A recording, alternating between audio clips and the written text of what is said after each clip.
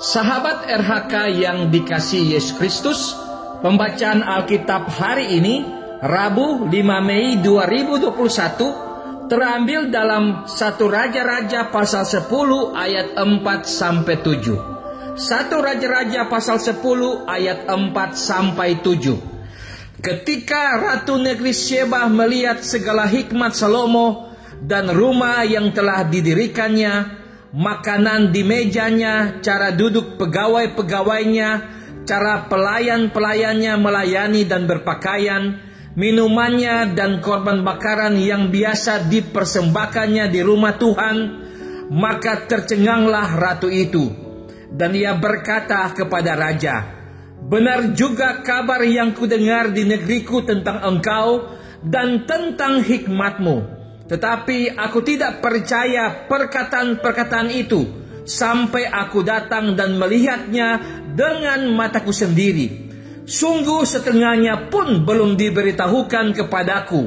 Dalam hal hikmat dan kemakmuran, engkau melebihi kabar yang kudengar."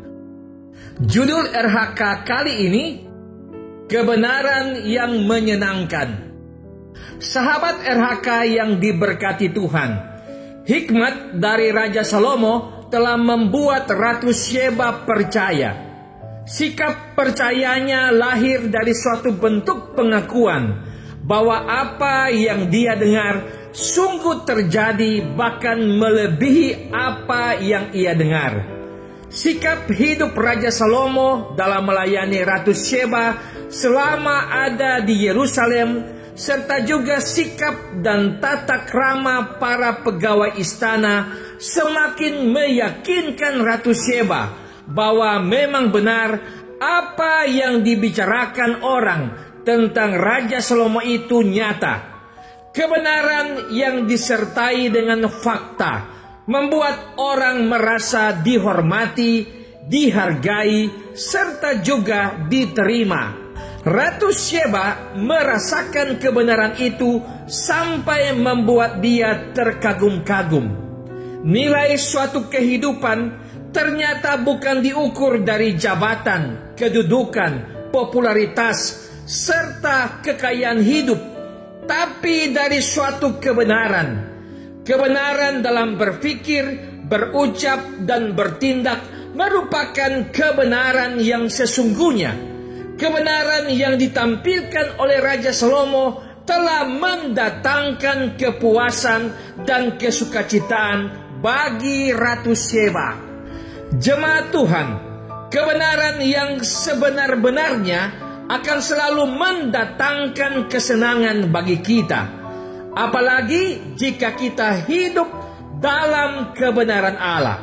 Salomo bukan hanya tahu tentang kebenaran, tapi lebih dari itu, ia telah mempraktekkan bagaimana hidup dalam kebenaran Allah. Kebenaran dari Allah lah yang membuat dia terus menjadi raja yang berhikmat.